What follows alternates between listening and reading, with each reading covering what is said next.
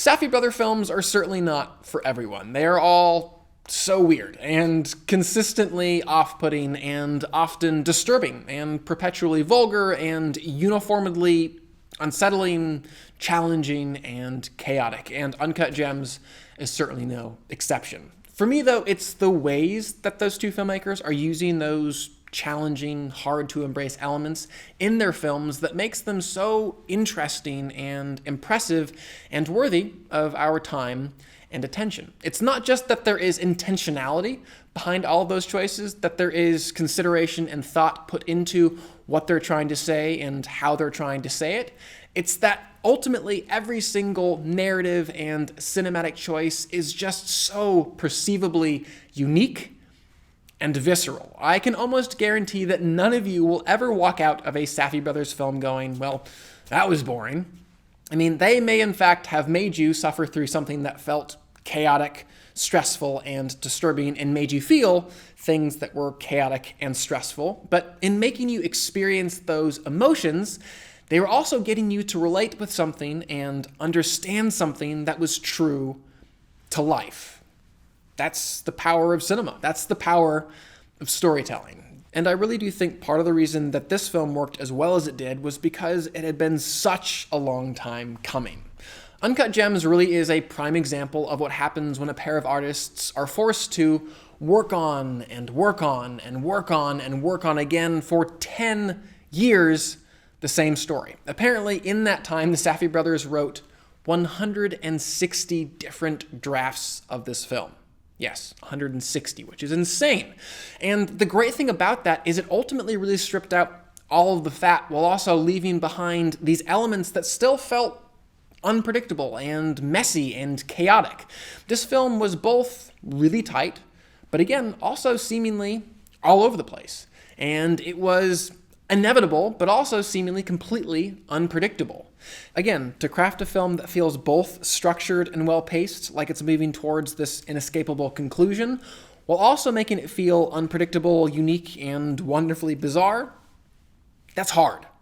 Everything just slotted into place so very well. These oftentimes disparate narrative and cinematic elements congealing beautifully. The music, for example, was often this fantastic combination of this electronic synth and these guttural chants. It really was unlike anything I'd heard in a film score before, and not only illustrated just the Safdie brothers' desire to do something unique, but also do something that perfectly fit their narrative and their characters. So the electronic synth side of that music really did fit quite well with the modern setting, the fast-paced 21st century world of diamond dealing, while the guttural chanting quite brilliantly captured the much deeper spiritual longings found in the film.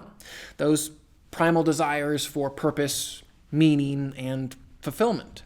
And that was just the music. The cinematography and editing were just so amazing. I mean, the color grade and lighting specifically so evocatively captured this gritty and grimy reality and world that the main character of Howie found himself in. A world that was also peppered with these oversaturated, colorful lights that quite unsuccessfully tried to mask and conceal those unattractive qualities.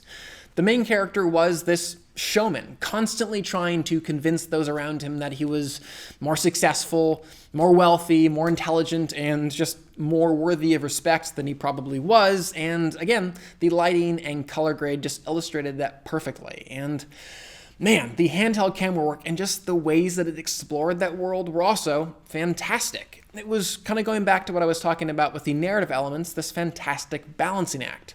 The camera work felt like it found that perfect balance of feeling both planned and intentional, but also so very messy and chaotic. Speaking of finding that through line amidst the chaos, something else that the Safdie brothers have really been perfecting for their last two films have been these scenes of overlapping dialogue and multiple conversations happening at once. Now, mind you, these conversations haven't been placed in their films just to look really impressive and to show off, even though they have been really impressive. No, they very intentionally used it to capture the chaos of those worlds and just the breakneck pace that those characters lived at day in and day out. And returning to the editing just for a moment, the just pop, pop, pop rhythm of this whole piece was so very mesmerizing. It just yanked us all forwards, really allowing us to look away even for a moment. And there was just this constant need for the characters and us, the audience, with them to just go, go, go, until we realized that this roller coaster was taking us to some place that we maybe didn't really want to go, and we didn't want them to go. But then there were also these brilliant moments where things did slow down, where the filmmakers did allow us to take a breath with the characters and just assess, what are they doing? And wait a second, why was I rooting for that? And what does that say about the character? And what does that say about me? Of course, likely the most overt example of the Safdie brothers really understanding their story and what exactly they were trying to say with it, and all the things they were trying to say with it, came from their casting of Adam Sandler. I mean, what a perfect choice. Not only is Sandler just a great performer, which we've known for quite some time, Punch Drunk Love, anyone? But he also just perfectly encapsulates all that that character was, and also all that that character was not. And throughout Uncut Gems, no matter how repugnant that character was to us and how many repulsive, amoral choices he made throughout that film, and he made a lot, there is still always something at least just a little bit relatable about Howard Ratner in Uncut Gems because of who Sandler is as a performer and who Sandler is as a person. He is, and I do mean this in the most loving way possible, a dopey guy. He's not classically handsome. In fact, he's just a little bit schleppy, and he's not really able to say anything without sounding just a little bit pathetic and self-abasing. And all of that just allowed us, the viewer, to, time and again, if not fully forgive his horrible choices, at least not judge them so harshly or so quickly. While on the topic of acting, I've definitely got to throw some serious praise Kevin Garnett's direction. While I am not really a sporty person kind of at all, and I'm certainly not the person who knows anything about specific basketball players, so if you don't like him as a player or didn't like him as a player, I think he's retired now. If that's not your thing, sorry, but just judging his acting specifically in this film, I've got to say, bravo, especially for this being his first time on screen in a big film like this. His unique style and energy were just really wonderful, especially in collaboration with actors like Adam Sandler and Lakeith Stanfield. And the casting of Sandler and how these Safdies used his very particular qualities really did connect with why I personally found myself enjoying this film as much as I really did. I really did think that the Safdie brothers threaded that needle quite well. That needle being the one where they were able to present this character doing these horrible things and in one moment actually get us to root for and praise the character for doing those things, and then to switch it up another moment and have us go, I should not have been endorsing such things. And in one moment going, shame on you, Howard, for thinking that and doing that. And then in the next moment go, okay, I probably would have done something quite similar. It's just an unfortunate truth. We all, Howard Ratner and us alike, will do a lot of deplorable things in the pursuit of success, purpose, and fulfillment. And I really do not want to spoil the ending of this film, so I will just say, in the end, I really did appreciate what I think, anyways, Uncut Gems was trying to say, and certainly how it went about saying it. And for all these reasons, I will give the film a 4.5 out of 5 and a heart. Again, this film is not for everyone. It is full of a lot of very difficult to digest and certainly embrace qualities, so go in knowing that.